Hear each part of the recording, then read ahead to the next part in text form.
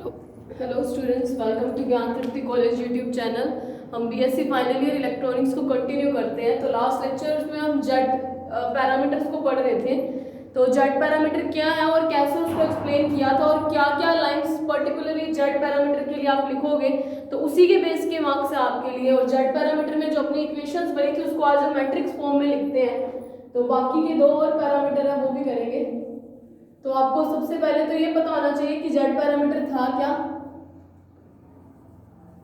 कि अपने को पता है कि कोई 4 टर्मिनल नेटवर्क है। 4 टर्मिनल नेटवर्क में हमारे पास 2 इनपुट 2 आउटपुट होते हैं। कोई 2 क्लियर इनपुट और 2 क्लियर आउटपुट होते हैं। और हम ज्यादातर 2 को हम क्लियर हमारा आउटपुट लेते हैं और 1 को हमारा इनपुट लेते हैं, है ना। तो 2 हमारा आउटपुट और 1 हमारा है इनपुट। तो इनपुट ये है और आउटपुट ये है। तो इनपुट में हम या तो वोल्टेज सोर्स लगाते हैं या करंट सोर्स लगाते हैं। सेम आउटपुट में हमें वोल्टेज सोर्स लगाई तो हम वोल्टेज को मेजर करेंगे, करंट लगाया तो करंट को मेजर करेंगे। अपने मान लेते हैं कि इनपुट में हमारी कोई वोल्टेज V1 और करंट I1 सोर्स है, या तो ये लगा हुआ या ये लगा हुआ, कुछ भी लगा हुआ, या फिर आउटपुट में हमें V2 और I2 मिलेगा। क्योंकि ये नेटवर्क है तो नेटवर्क के अंदर काफी सारे सर्किट एलिमेंट्स भी लगे होंगे। तो उन सर्किट एलिमेंट के कारण क्या होगा, हमारा कुछ ना कुछ करंट लॉस, वोल्टेज ड्रॉप, ये सब कुछ चलता ही रहेगा इस सर्किट के अंदर। क्यों? क्योंकि इम्पीडेंसेस लगी हुई है। और जब इम्पीडेंस बोलते हैं, इम्पीडेंस का रीजन ये है कि हमें नेटवर्क बनाना है। और नेटवर्क क्या होता है, जिसके अंदर काफी सारे सर्किट एलिमेंट या इलेक्ट्रिक एलिमेंट्स जुड़े हो। तो इम्पीडेंस नाम से ही बताता है कि इसके अंदर 3 एलिमेंट तो जुड़े ही होंगे, एक रेजिस्टर, एक कॉइल यानी इंडक्टर कॉइल या एक कैपेसिटर। ये 3 सोर्स तो जुड़े ही होंगे। ये इम्पीडेंस हमें बताता है। और इम्पीडेंस की वैल्यू कितनी होती है, जेड से शो करते हैं R प्लस JX। जे यहाँ पे आयोटा होता है, ये इमेजिनरी पार्ट होता है और ये रियल पार्ट होता है। रियल तो ये रेजिस्टेंस के कारण आता है और इमेजिनरी इन दोनों के कारण आता है। इसलिए आता है क्योंकि XL की वैल्यू होती है 1 ओमेगा L और XC की वैल्यू होती है 1 अपॉन ओमेगा C। ये दोनों फ्रीक्वेंसी पर डिपेंड करते हैं, इनकी वैल्यूज चेंज होती रहती हैं।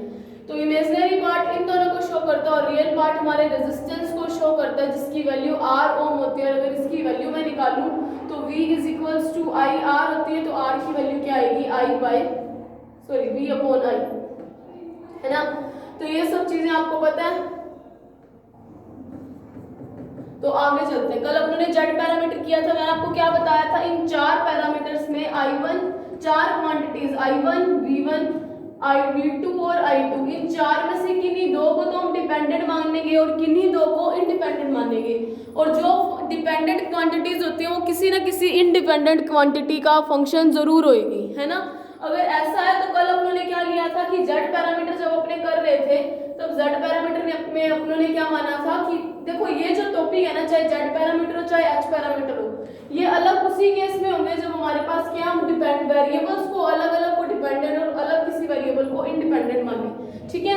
तो जेड पैरामीटर में अपने किनको माना था, I1 और I2, ये दोनों क्या थे, इंडिपेंडेंट वेरिएबल। मैं इंडिपेंडेंट को इंडिपेंडेंट बस इतना लिख रही हूँ, ठीक है। और हमारा जो V1 और V2 थे, इनको बोला था मैंने डिपेंडेंट वेरिएबल। देखो मानने का तरीका, और आपने जेड पैरामीटर उसका नाम जेड क्यों लिखा तो वो भी आपको पता चला था कि V1 की कुछ वैल्यू थी, V1 I1 I2, क्योंकि डिपेंडेंट फंक्शन वेरिएबल या डिपेंडेंट क्वांटिटी किसका फंक्शन होती है, इंडिपेंडेंट क्वांटिटीज का। ये आप कर चुके हो, है ना। ये चीज मैथ्स में हम बहुत बार यूज करते हैं। तो सिमिलरली हमारे पास V2 की कुछ वैल्यू आती है, V2 I1 I2 के इक्वल आती है। अगर ऐसे इसकी वैल्यू आती है तो अपने को पता है, आप देखो मैं इसका टोटल डिफरेंशिएशन निकाला था कल वाले टॉपिक को थोड़ा सा कर ले क्योंकि आज वाले टॉपिक उसी के से मिलते जुलते हैं। तो देखो अगर मैं इसका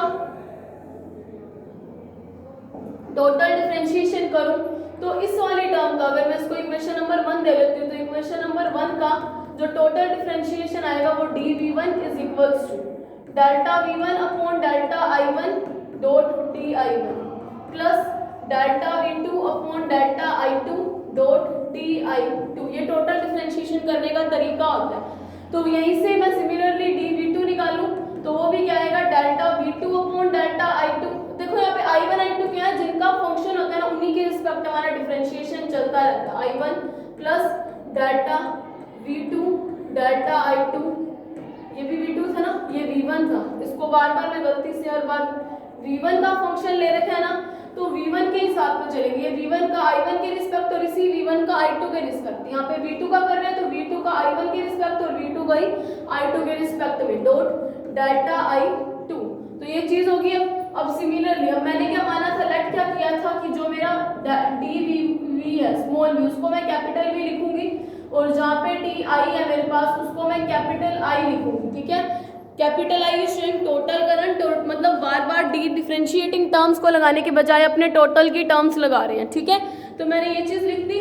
अब देखो जब मैंने इस इक्वेशन को थोड़ा इक्वेट किया तो इसको देखो इस तरीके से लिख सकते थे। क्यों लिखा ये आपको भी पता चल जाएगा। देखो मैंने इस इक्वेशन को, ये वाली जो इक्वेशन है, मैंने जैसा बोला कि V है तो dV है तो उसको मैं V लिख दिया, ये dV1 है इसीलिए मैंने यहाँ पे क्या लिख दिया, V1 लिख दिया इज इक्वल्स टू, इसको मैं एक बार ZI1 लिख रही हूँ, Z11 I1 चल रहा है ना, प्लस Z12 1 2 तो 1 2 I2। सिमिलरली अगर मैं इसका लिखूं तो मेरे पास क्या आएगा,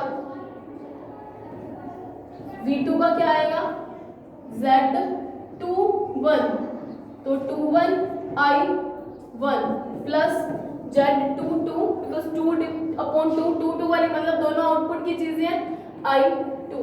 तो अब देखो इसको Z क्यों बोला मैंने, इसका एक रीजन है कि delta V upon delta I बन रहा है और इसकी अगर यूनिट देखो तो वो ओम है ना। अब अपने पढ़ क्या रहे हैं नेटवर्क, तो नेटवर्क के अंदर अपने क्या पढ़ते हैं, कोई एक रेजिस्टेंस एक इम्पीडेंस या एक कैपेसिटर लगाओ तो उस केस को जो भी करंट को अपोज करता है, जैसे नॉर्मली अगर सर्किट देखा जाए जिसके अंदर सिर्फ रेजिस्टेंस लगाओ तो प्रतिरोध, तो जब L और C लगाओ तो उसको बोलते हैं प्रतिघात और इसको बोलेंगे प्रतिबाधा और इंग्लिश में इसको बोलते हैं इम्पीडेंस, तो अपने इसको इम्पीडेंस बोलेंगे। ठीक है, क्योंकि यूनिट इम्पीडेंस की बन रही थी और इम्पीडेंस को हमेशा हम Z से शो कर रहे हैं क्योंकि नेटवर्क है। अगर हम नेटवर्क ना पढ़ रहे होते, सीधा सर्किट पढ़ रहे होते तब हम यहाँ पे R भी लिख सकते थे, R11 R12, लेकिन हम पढ़ क्या रहे हैं नेटवर्क, तो मतलब ऑटोमेटिकली हमें एक से ज्यादा इलेक्ट्रिक एलिमेंट लेने हैं। तो ऑटोमेटिकली अगर एक से ज्यादा इलेक्ट्रिक एलिमेंट लेने हैं तो अपने पास एक अच्छा एग्जांपल पड़ा कि अपने क्या लिख दें, तो देखो फिर इसीलिए हमने यहाँ पे प्रतिबाधा ले ली ताकि इस प्रतिबाधा नाम से क्लियर हो जाए कि एक से ज्यादा एलिमेंट लगे, चाहे वो Z लगाओ चाहे वो L लगाओ, चाहे R लगाओ चाहे L लगाओ चाहे कैपेसिटर C लगाओ।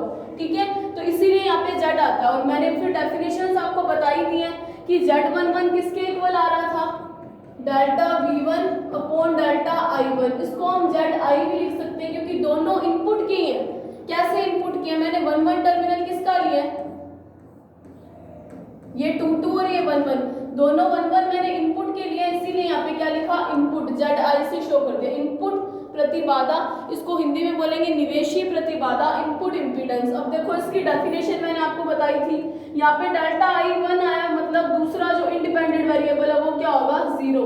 जब करंट 0 तो अब क्या लिखते हैं ओपन सर्किट, तो इसकी डेफिनेशन क्या लगेगी, करंट 0 तो मतलब सर्किट कैसा ओपन, तो डेफिनेशन क्या लिखेंगे, खुले परिपथ की, जैसा सर्किट है सबसे पहले उसका नाम लिख दो, खुले परिपथ की कौन सी प्रतिबाधा ZI यानी कि कौन सी इनपुट इम्पीडेंस, खुले परिपथ की निवेशी प्रतिबाधा, वो भी कब, जब 2 टर्मिनल्स क्या हो खुले हो यानी कि निर्गत टर्मिनल खुले हो। तो इस तरीके से Z11 आया।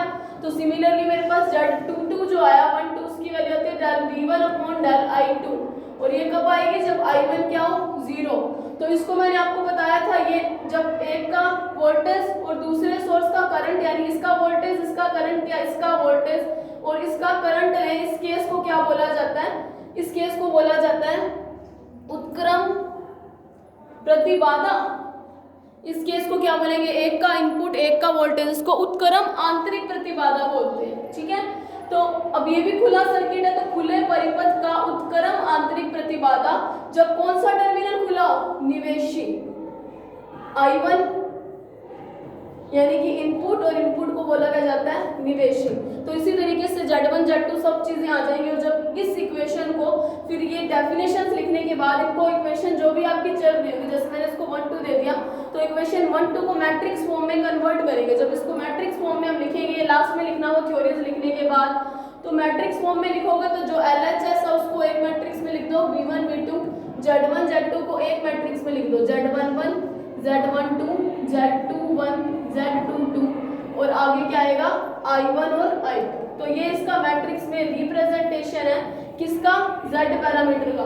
अगर पेपर में जेड पैरामीटर आता है तो मैट्रिक्स रिप्रेजेंटेशन भी करोगे और सारी की सारी थ्योरीज भी लिखोगे। अब अपने अगला पैरामीटर करते हैं, वो है वाई पैरामीटर। देखो अभी वाई पैरामीटर क्या है, नाम से तो आपको नहीं पता चल रहा होगा, लेकिन थोड़ा सा आगे चलेंगे ना आपको समझ आएगा वाई पैरामीटर क्या है। जो भी पैरामीटर करोगे हर एक पैरामीटर में आपको एक चीज ध्यान रखनी है कि आप कौन सा क्वांटिटी वेरिएबल ले रहे हो, कौन सी क्वांटिटी आप डिपेंडेंट ले रहे हो या कौन सी इंडिपेंडेंट ले रहे हो, ये आपको ध्यान रखना मस्ट है। अगर आपको ये चीज नहीं याद तो आप टॉपिक नहीं कर पाओगे, है ना।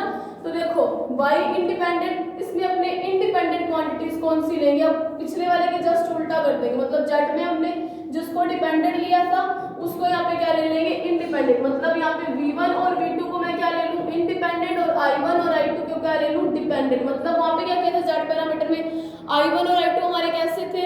इंडिपेंडेंट थे। यहाँ पे उल्टा कर दिया वाई पैरामीटर जेड पैरामीटर के अकॉर्डिंग, ठीक है।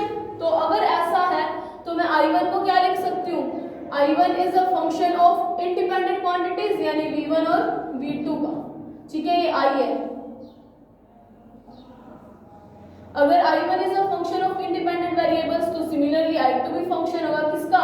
इन इंडिपेंडेंट वेरिएबल्स का, v1 और v2 का। अगला स्टेप हमने वहां पे क्या किया था? इसको इक्वेशन नंबर 1 दे दो, इसको 2 दे दो। हमने क्या किया था वहां पे? Total differentiation. तो total differentiation of equation 1 and 2। तो जब मैं इक्वेशन 1 का टोटल डिफरेंशिएशन करूंगी तो यहाँ पे आएगा di1 इज इक्वल टू, जैसे वहां पे किया था डेल्टा क्या i1, तो डेल्टा i1 किसके रिस्पेक्ट में? एक बार v1 के रिस्पेक्ट में तो delta v1 dot dv1 plus, अब है तो i1 ही तो डेल्टा i1 किसके रिस्पेक्ट में? v2 के रिस्पेक्ट में, अब तो डेल्टा v2 डॉट dv2। तो सिमिलरली di2 आएगा delta i2 upon delta v1, पहले इस v1 के रिस्पेक्ट में dot d1 plus delta i2 किसके रिस्पेक्ट में? v2 के रिस्पेक्ट में डॉट dv2। तो ये इक्वेशन आई। तो सिमिलरली इस इक्वेशन में भी हम वही काम करेंगे। कौन सा काम? कि हम डेल्टा dv और di को क्या मान लेंगे? जो स्मॉल di है, लेट di को हम क्या मान लेते हैं? कैपिटल I, और dv को क्या मान लेते हैं? Capital V। ध्यान रखना जो ये वाले v's लगाओगे वोल्टेज को, उनको आप हमेशा स्मॉल में लिखोगे ताकि डिफरेंशिएटिंग टर्म्स के बाद उसको आप कैपिटल में लिख सको, ठीक है। तो अब मैंने अगर ये लिख दिया तो मैं इसको दे लेती हूँ इक्वेशन नंबर 3 और इसको दे लेती हूँ 4। इक्वेशन 3 और 4 में ये वैल्यूज रख देती हूँ, ठीक है। इसको कोई a दे दो, ठीक है। तो इक्वेशन 3 और 4 में मैं वैल्यूज रखती हूँ।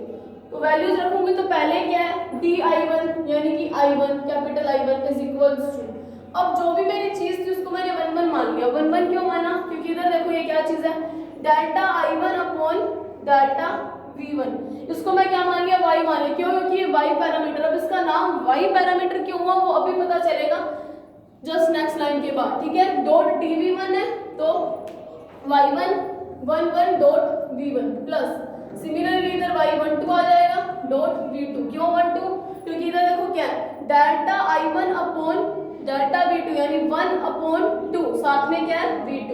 तो अगले का करेंगे तो मेरे पास क्या आएगा? i2 is equals to y21 v1 plus y22 v2। 21 क्यों किया? क्योंकि i2 अपॉन v1 यानी कि 2/1 पे चल रहे हैं, और यहाँ पे देखो 2/2 है तो y22। dv1 dv2 को मैंने कैपिटल V लिख दिया, ठीक है। तो ये इक्वेशन नंबर आई 5 और ये I equation number 6। Now by comparing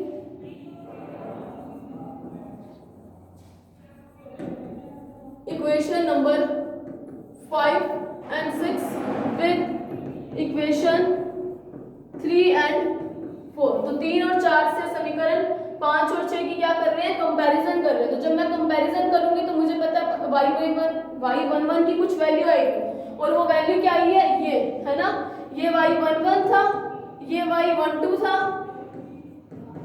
और ये y13 था, सॉरी 222 था, और ये y21 था। तो y11 की जगह मैं क्या लिख दूं? जो मेरे पास आया क्या है? Delta i1 upon delta v1, ठीक है। सिमिलरली मैं इधर ही डेल्टा 12 लिख देती हूँ। वो कितना आएगा? डेल्टा i1 2 है तो अपॉन में डेल्टा v2। तो इसको मैं अगले को क्या लिख लेती हूँ?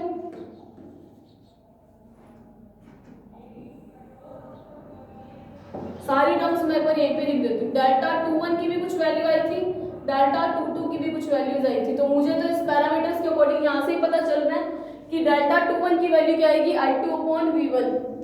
तो delta I2 upon delta V1 और इसकी वैल्यू क्या आएगी, delta I2 upon V2, I2 upon delta V2, यही चीजें आई। अब देखो इसको पहले तो y पैरामीटर क्यों लिखा, देखो आप y देख के आपको एक चीज पता चल रहा है, y है क्या, I अपॉन V, यानी delta I upon delta V, यही चीज है ना, delta I upon delta V है, और z क्या थी, delta V upon delta I, यानी कि ये इसको अगर देखें तो ये 1 अपॉन z है, यानी कि इनवर्स ऑफ इम्पीडेंस है। तो इनवर्स ऑफ इम्पीडेंस को बोला जाता है प्रवेश्यता। इनवर्स ऑफ इम्पीडेंस को क्या बोला जाता है, प्रवेश्यता। आप ये वर्ड काफी बार यूज करोगे, इसको इंग्लिश में बोला जाता है एडमिटेंस। ठीक है, क्या बोला जाता है इसको, एडमिटेंस, और हिंदी में बोला जाता है प्रवेश्यता। तो प्रवेश्यता है क्या, प्रतिबाधा का व्युत्क्रम या रेसिप्रोकल ऑफ किसका, इम्पीडेंस, या इनवर्स ऑफ इम्पीडेंस या प्रतिबाधा का व्युत्क्रम, इसको क्या बोला जाता है, एडमिटेंस। ठीक है, तो ये चीज है एडमिटेंस, क्या चीज है ये, प्रतिबाधा का व्युत्क्रम। तो इसीलिए यहाँ पे इसको y से शो करते हैं, इस चीज को, किसको y से शो करते हैं, इस 1 अपॉन z को। इसको पर्टिकुलरली आप हमेशा इसी चीज से शो करोगे जब भी आप इसको कर रहे होगे। एक मिनट, आपको शायद ना इधर लाइट बहुत ज्यादा आ रही है, यहाँ पे ठीक है, यहाँ पे आपको दिख रहा होगा del v upon del I क्या होता है, प्रवेश्यता। इसको बोला जाता है इनवर्स ऑफ इम्पीडेंस या रेसिप्रोकल ऑफ इम्पीडेंस, इसको बोला जाता है प्रतिबाधा का व्युत्क्रम। इसीलिए इसको y से शो किया जाता है, प्रवेश्यता को शो ही y से करते हैं, इसीलिए यहाँ पे क्या लिखा है, y लिखा है। अभी आपके लिए नई चीज आई है कि प्रतिबाधा का व्युत्क्रम क्या होता है, प्रवेश्यता। अभी तक तो आप r पढ़ रहे थे, 1 अपॉन रो को पढ़ते हैं ना हम, चालकता, प्रतिबाधकता का व्युत्क्रम, प्रतिरोधकता का, G is equals to 1 upon rho होता है, या आप उसको सिग्मा भी लिखते हो, sigma is equals to 1 upon rho. वैसा ये एक रिलेशन होता है जो आपको अब याद रखना पड़ेगा। ठीक है, तो वापस इस चीज पे आते हैं। तो ये प्रवेश्यता है, ठीक है, ये y, इसको इंग्लिश में बोला जाता है एडमिटेंस और हिंदी में बोला जाता है प्रवेश्यता। तो आप हिंदी वर्ड्स की बजाय इंग्लिश को याद रखना ज्यादा प्रेफर करो, क्योंकि सब एक जैसे ही है, प्रतिबाधा, प्रतिघात, प्रतिरोधकता, प्रवेश्यता। तो इससे बेटर हम इंग्लिश में याद रखें। ठीक है, तो उसको बोला जाता है एडमिटेंस। तो y 1 1 आई, दोनों 1 1 है, तो मतलब मैं इसको y i लिख सकती हूँ कि ये इनपुट टर्मिनल की बात कर रहा है। 1 1 हमने इनपुट लिए थे, और ये होगा कब, ये चीज हमारे पास तभी आएगी, ये y 1 1 कब आएगी, जब अपॉन में v1 है यानी v2 क्या हो, 0, और यहाँ पे अपॉन में v2 है यानी कि v1 क्या हो, 0। सिमिलरली यहाँ पे अपॉन में v1 है तो यानी कि v2 क्या हो, 0। यहाँ पे v2 आ रहा है तो मतलब v1 क्या होगा, 0 होगा। ये समझाने के लिए लिखा है, नोटबुक में मत लिखना ऐसी चीजें। तो देखो अगर ऐसा कुछ बन रहा है, यहाँ पे v1 0, v2 0, ये चीजें बन रही है, तो अब देखो इसको आगे कैसे कर सकते हैं अपने। तो y 1 1 मेरे पास कब आया, when v2 is equals to 0। और जब भी मैंने अपने इलेक्ट्रॉनिक्स शुरू की थी तो मैंने आपको एक चीज बताई थी, करंट 0 मतलब सर्किट कैसा है, ओपन, और जब वोल्टेज 0 मतलब सर्किट कैसा है, शॉर्टेड। शॉर्टेड मतलब इसको हिंदी में बोला जाता है लघुपतित, इंग्लिश में शॉर्टेड बोला जाता है। यानी कि जहाँ पे भी वोल्टेज सोर्स लगा हुआ था, जैसे यहाँ पे वोल्टेज सोर्स लगा हुआ था कोई, ठीक है, ये भी कोई इम्पीडेंस लगी हुई है, कैसे भी या ऐसे ले लेते हैं। ठीक है, ये वोल्टेज सोर्स को क्या करें, शॉर्टेड का मतलब सेम वोल्टेज रखनी है, या वोल्टेज को 0 करना, आप सही मान लो वोल्टेज ड्रॉप 0 करना। तो जब भी शॉर्टिंग करनी होती है ना, उसका मतलब एक ही होता है कि हम क्या कर देते हैं, वहां पे क्या कर देते हैं, प्लेन वायर लगा देते हैं, किसको, सोर्स को हटा के। अगर मैंने ये सोर्स को हटा दिया, मतलब यहाँ पे कुछ नहीं लगाया, प्लेन वायर जोड़ दी, तो इस टाइम ये सर्किट कैसा हो गया, शॉर्टिंग की कंडीशन में हो गया। मतलब अब हमारे पास वोल्टेज कैसी है, सर्किट के अंदर जीरो है, ठीक है। तो वोल्टेज जीरो मतलब सर्किट कैसा है, शॉर्टेड यानी कि लघुपतित। तो सबसे पहली तो डेफिनेशन शुरू करते टाइम आप सबसे पहली लाइन ही ये लिखोगे, परिपथ कैसा, जैसे जेड पैरामीटर में किया था वैसे ही यहाँ पे करेंगे। जेड पैरामीटर में हमने ओपन सर्किट होता था तो पहले खुला परिपथ बोलते थे, अब यहाँ पे सर्किट कैसा है, V जीरो वोल्टेज जीरो मतलब हर बार लघुपतित परिपथ होगा, तो मतलब लघुपतित परिपथ यानी कि शॉर्टेड सर्किट की कौन सी प्रवेश्यता, इनपुट, क्योंकि दोनों 1 1 के हैं, निवेशी प्रवेश्यता। जब क्या हो हमारे पास दूसरा टर्मिनल यानी कि निर्गत टर्मिनल कैसे हो, लघुपतित। तो ये लाइन लिखनी सीखो आप सबसे पहले, तो फिर बार बार बताने की जरूरत ही नहीं पड़ेगी, निर्गत टर्मिनल लघुपतित हो। तो अगर मैं इसको हिंदी में लिखूं और इंग्लिश में बताऊं तो ये क्या आएगी, input admittance of a shorted circuit when output terminals are short circuited, ठीक है। तो इसको हिंदी में क्या लिखोगे, लघुपतित परिपथ की निवेशी प्रतिबाधा, क्योंकि देखो सर्किट कैसा, सबसे पहले तो वो लिख दो, वोल्टेज जीरो मतलब मुझे पता चल गया सर्किट हमेशा शॉर्टेड है। फिर कैसी प्रतिबाधा ले रहे हैं, I1 तो 1 1 दोनों के मतलब इनपुट टर्मिनल है, तो यानी कि निवेशी प्रवेश्यता, क्योंकि Y है तो प्रवेश्यता। जब V2 जीरो यानी कि क्या बता रहा है, 2 2 टर्मिनल पे कुछ काम चल रहा है, यानी कि जब निर्गत टर्मिनल या आउटपुट टर्मिनल्स कैसे हो, क्योंकि V जीरो तो लघुपतित हो, अगर करंट आता तो यहाँ पे हम ओपन बोलते हैं। तो इंग्लिश में क्या बोलेंगे, input admittance of a circuit when output terminals are short circuited. Similarly इसके लिए V1 जीरो यानी कि V1 जीरो, तो इसको आप क्या लिखोगे, लघुपतित परिपथ की, अब कैसी ये 1 2, देखो यहाँ पे एक नई चीज आ गई, डेल्टा I अपॉन V1, अब सेम वैसा, एक का तो करंट और दूसरे का वोल्टेज, जब 1 2 होता है ना उसको बोला जाता है उत्क्रम आंतरिक प्रवेश्यता। जब प्रतिबाधा थी तो प्रतिबाधा, अब प्रवेश्य है तो प्रवेश्यता, ठीक है। इसको इंग्लिश में बोलते हैं reversible internal admittance of a shorted circuit when, कौन सा टर्मिनल, 1 1 यानी कि when input terminal is shorted, ठीक है। यानी कि लघुपतित परिपथ की उत्क्रम आंतरिक प्रवेश्यता जब कौन सा टर्मिनल शॉर्टेड किया गया, 1 यानी कि जब निर्वेशी टर्मिनल शॉर्ट किया गया है। तो reversible internal admittance of a short circuit when input terminals are shorted. Similarly यहाँ पे V2 जीरो, अब देखो फिर से वही चीज आ गया, एक सर्किट का तो करंट और किसी दूसरे की वोल्टेज, जब 2/1 होता है इसको बोला जाता है अग्र, ठीक है। यानी कि इसकी डेफिनेशन में क्या लिखोगे, अग्र आंतरिक प्रतिबाधा।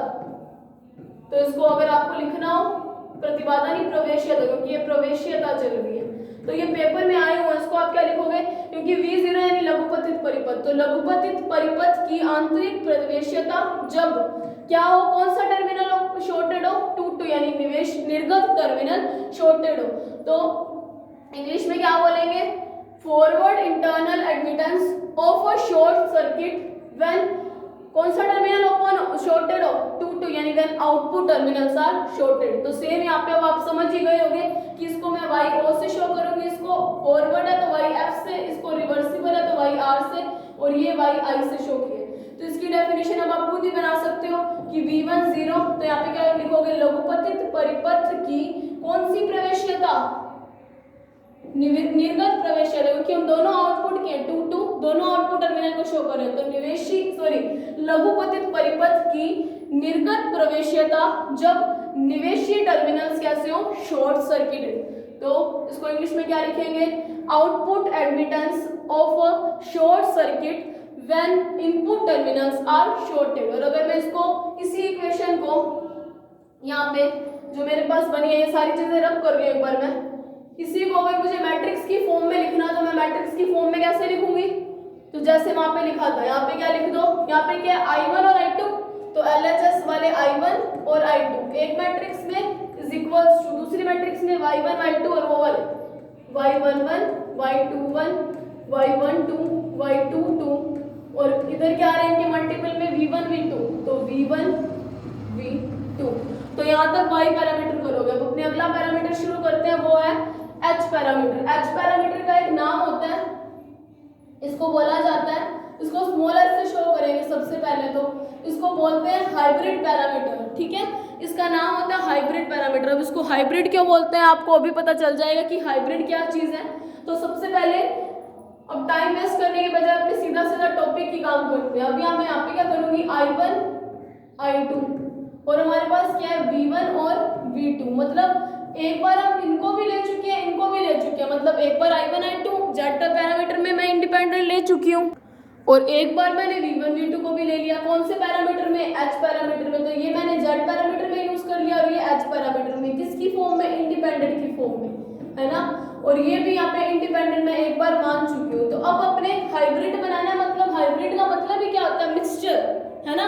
हाइब्रिड का मतलब यही था ना, मिक्स। तो अब यहाँ पे मिक्सअप में मैं मान लेती हूँ कि I1 और V2, यानी कि इसकी मैंने करंट ले ली और ये वाली वोल्टेज ले ली, एक करंट और एक वोल्टेज, इन दोनों को मैं क्या मान लेती हूँ, इंडिपेंडेंट। अगर ये इंडिपेंडेंट है तो बचे हुए दोनों टर्मिनल यानी कि V1 और I2 ये दोनों क्या आ जाएंगे अपने आप ही डिपेंडेंट पैरामीटर, तो डिपेंडेंट वेरिएबल्स। तो डिपेंडेंट वेरिएबल्स किनका फंक्शन होते हैं, इंडिपेंडेंट वेरिएबल का। तो इंडिपेंडेंट वेरिएबल का अगर ये फंक्शन है तो मैं इसको ऐसे लिख दूं कि I2, मैं पहले इसकी बात कर लेती हूँ करंट की, इज इक्वल्स टू I2 किसका फंक्शन है, I1 का और V2 का। ठीक है, फंक्शन किसका होता है, इंडिपेंडेंट वेरिएबल्स का। इंडिपेंडेंट वेरिएबल्स इस पर मेरे है कौन से, I1 और V2, और डिपेंडेंट वेरिएबल्स है कौन से, I2 और V2। तो ये चीज मैंने मान ली।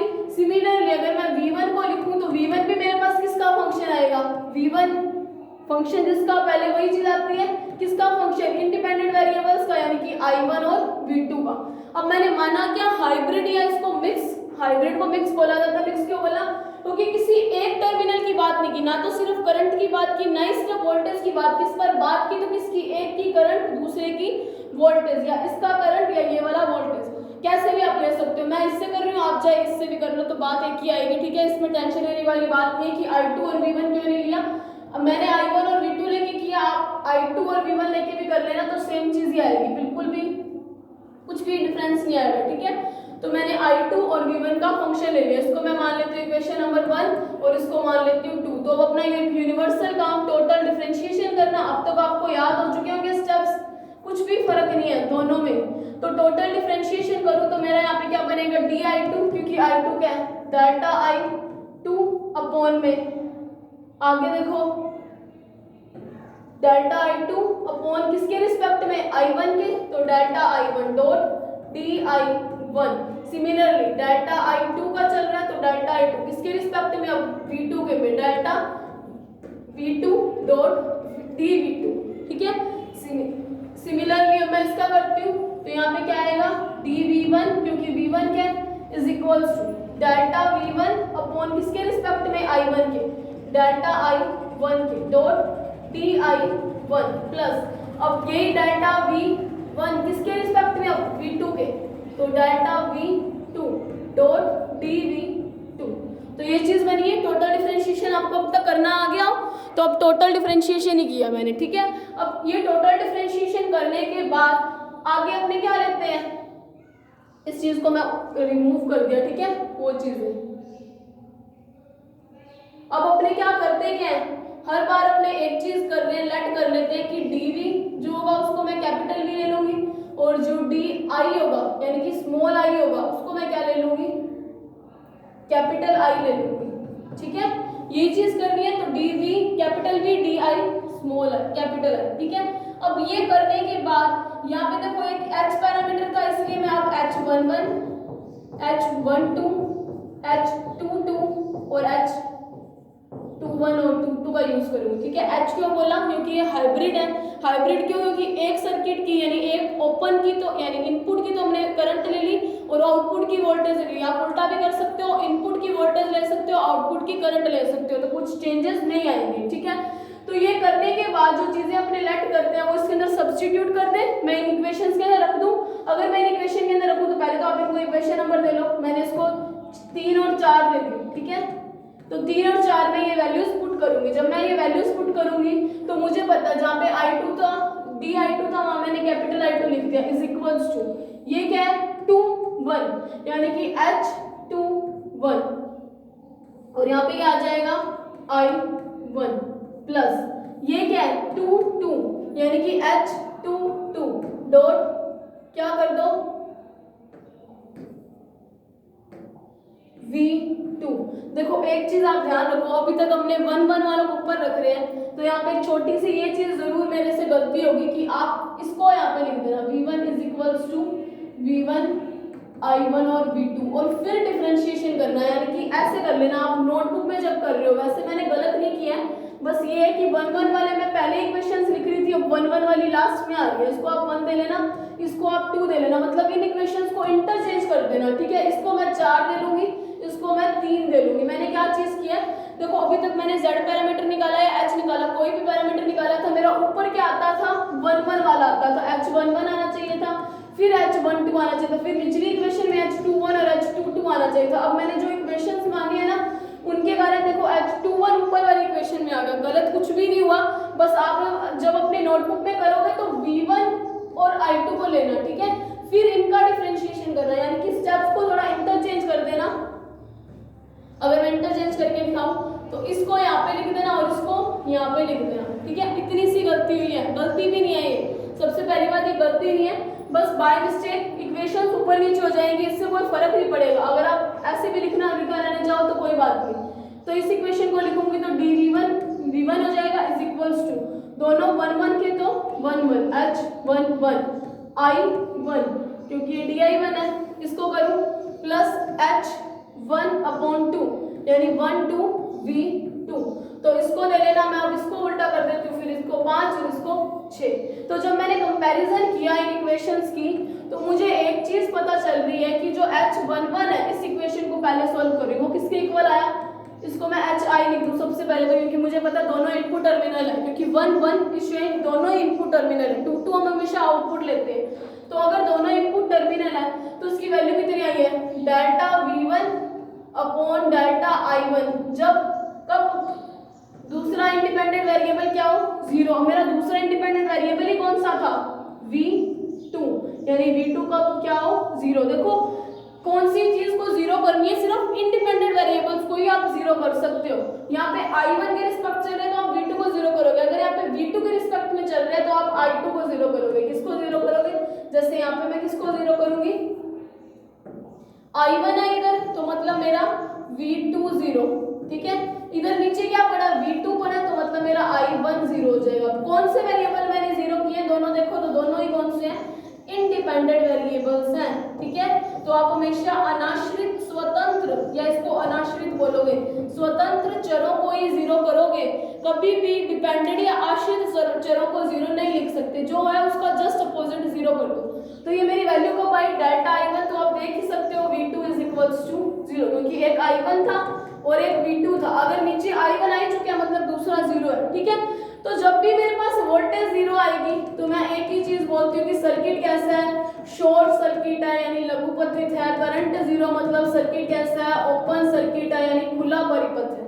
तो वोल्टेज 0 मतलब पहला वर्ड जो डेफिनेशन शुरू करते टाइम हम क्या लिखते हैं, जैसा सर्किट हो। वोल्टेज 0 मतलब सर्किट अब कैसा है, लघुपथित। तो आप डेफिनेशन लिखते टाइम लिखोगे लघुपथित परिपथ की। अब ये है क्या, H पैरामीटर है, हाइब्रिड यू की एक का मतलब एक की तो करंट नहीं और दूसरे की वोल्टेज नहीं है, लेकिन H पे मत जाओ, आप यहाँ पे जाओ। ये है क्या V/I, तो V/I क्या होता है Z, तो V/I, और अगर I/V हो तो वो क्या होता है Y, तो ये होती है इम्पीडेंस और ये क्या होती है एडमिटेंस। तो यहाँ पे क्या है V/I, जब मेरे पास V/I बनता है तो मुझे पता है ये क्या बनेगी इम्पीडेंस, वो भी कौन सी इनपुट की, क्योंकि दोनों टर्मिनल कैसे हैं 1 1। तो यहाँ पे आप क्या लिखोगे लघुपथित परिपथ की निवेशी क्या चीज इम्पीडेंस यानी प्रतिबाधा, और वो भी कब, जब दूसरी कंडीशन क्या है इधर आ जाओ, जब क्या हो निर्गत टर्मिनल, निर्गत यानी कि आउटपुट टर्मिनल कैसे हो शॉर्टेड या ओपन, शॉर्टेड हो, ठीक है, यानी कि लघुपथित हो। तो इंग्लिश में क्या लिखोगे आप, इंग्लिश में आप लिखोगे input impedance of a shorted circuit when output terminals are short circuited. ठीक है, तो ये चीज आई। अब दूसरी चीज देखते हैं। इसी इक्वेशन को जब मैं इक्वेट करती हूँ तो मेरे पास एक और चीज आती है। वो चीज क्या है? इधर ही H12। इसको मैं कुछ भी लिखूं, अभी देखेंगे क्या लिखेंगे। है क्या? Delta V1 upon delta V2। ये कब आएगा? जब I1 इज इक्वल्स टू 0। अब यहाँ पे देखो बना क्या? रेशियो किसका बना है? सबसे बड़ी बात तो ये कि रेशियो अब बन गया वोल्टेज अपॉन वोल्टेज, यानी कि V1 यानी इनपुट, तो रेशियो किसका बना? Input voltage upon output voltage. और एक चीज हम जानते हैं, वोल्टेज गेन क्या होता है? आउटपुट वोल्टेज और इनपुट वोल्टेज के रेशियो को बोला जाता है वोल्टेज गेन। इसको हम नेक्स्ट स्लाइड पे लिखते हैं। ठीक है, नेक्स्ट स्लाइड पे लिखते हैं। तो देखो वोल्टेज गेन क्या होती है?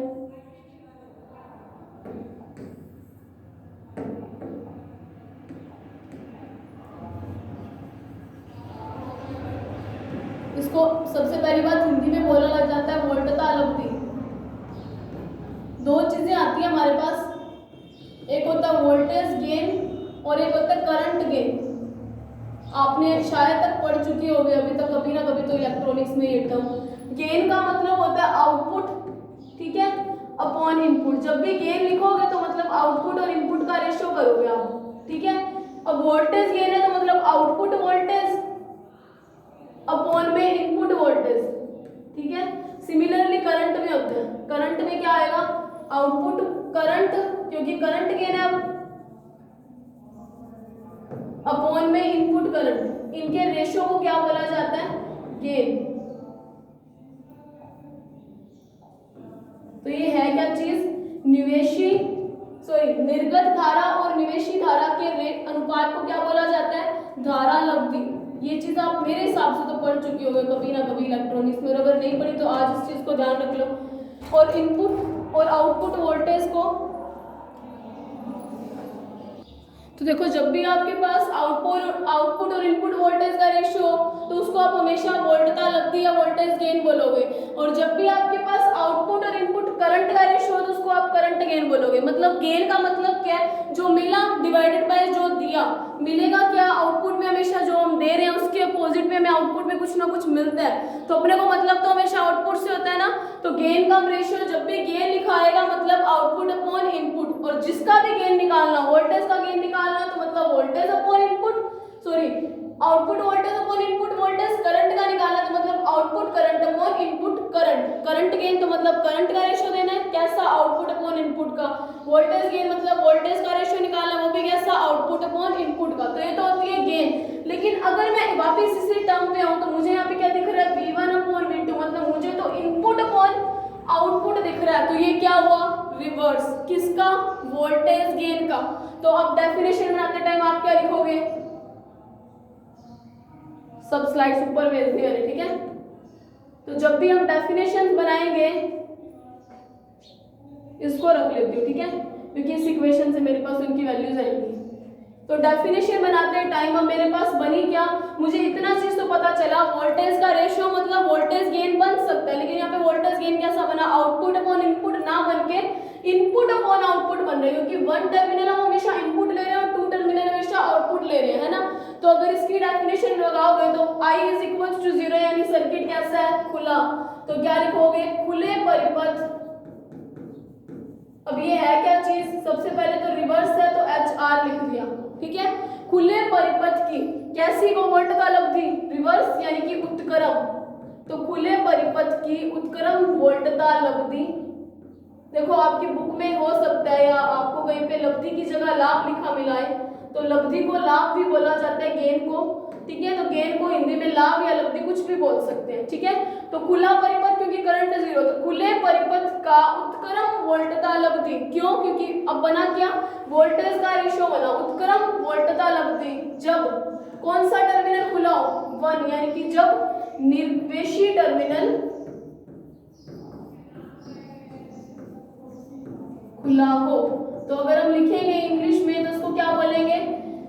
Reverse voltage gain of open circuit when कौन सा terminal? Input input terminals are open. So reverse voltage gain of a open circuit when input terminals are open. ठीक है, तो सिमिलरली दूसरे का निकालते हैं.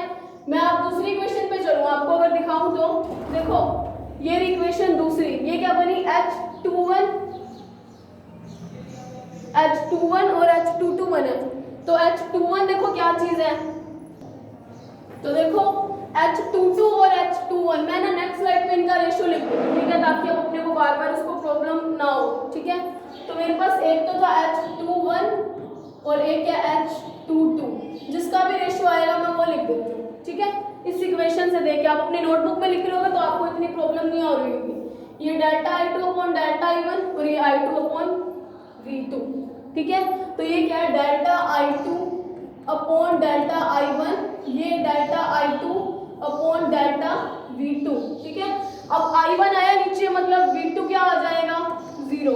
अब यहाँ पे V2 आया नीचे मतलब क्या क्या 0 होगा, I2 0, I1 0, सॉरी क्योंकि हमने कौन कौन से लिए हैं,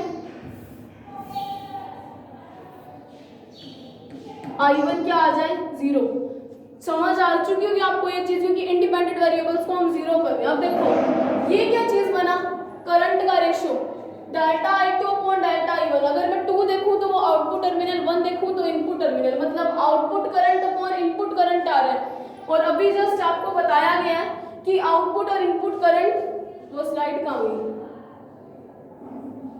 ये तो आउटपुट अपॉन इनपुट करंट मतलब मेरे पास बना क्या delta I2 upon delta I1. अब ये उसका रिवर्स नहीं है तो उसको आप क्या बोलोगे सीधा अग्र. जब रिवर्स नहीं है तो आप अग्र लगा दोगे, स्पेशली वर्ड अग्र, वो धारा लब्धि. तब आप क्या यूज करोगे अग्र धारा लब्धि, यानी फॉरवर्ड करंट गेन या धारा लाभ. ठीक है, इसको हिंदी में धारा लाभ या लब्धि बोलेंगे. तो डेफिनेशन क्या बनी यहाँ पे, V2 0 मतलब सर्किट कैसा है लघुपतित. जब भी वोल्टेज 0 मतलब सर्किट लघुपतित या शॉर्टेड. तो लघुपतित परिपथ की बनी क्या चीज है ये, इसको मैं सबसे पहले तो HF से शो करूंगी क्योंकि फॉरवर्ड करंट गेन है ये. अग्र धारा लब्धि, धारा लब्धि भी लिख सकते हैं आप, लेकिन फॉरवर्ड लिखेंगे कि रेशियो एकदम सही है. ठीक है, चाहे आप धारा लब्धि लिख दो एक ही बात है. अग्र धारा लब्धि, जब कंडीशन क्या बनी, जब 2 टर्मिनल मतलब निर्गत टर्मिनल V0 यानी कि निर्गत टर्मिनल कैसा है शॉर्टेड, जब निर्गत टर्मिनल लघुपतित हो. तो इंग्लिश में अगर इसको बोलेंगे तो क्या बोलेंगे,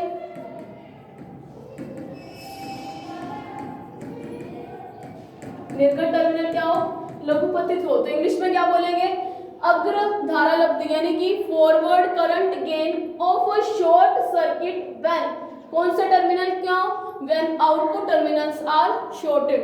सो what in, so forward voltage, so forward current gain of a short circuit when output terminals are shorted. अब इसी को बनाते हैं. ये तो पहले 2 आ गए तो मतलब सिंपल सी बात, आउटपुट का ओ लिख दूं HO. ठीक है, हाइब्रिड है क्योंकि दोनों का अलग अलग लिया है, किसी का वोल्टेज किसी का करंट. ठीक है, तो बना क्या delta I upon delta V.